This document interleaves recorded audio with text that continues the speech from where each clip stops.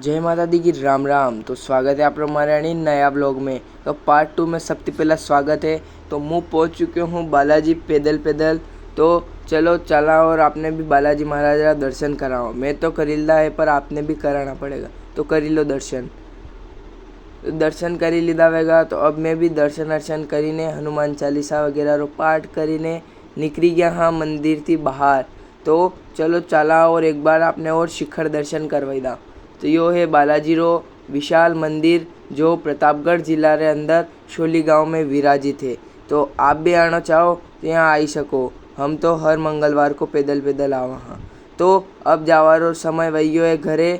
तो एक बार और दर्शन खरीदा है। तो अबे मैं निकली रहा घर की तरफ। मंदिर के शिखर को एक बार और प्रणाम कर हम निकल गए घर की ओर। तो वीडियो एंड करने का टाइम आ चुका है। तो पहुंच गए हम घर।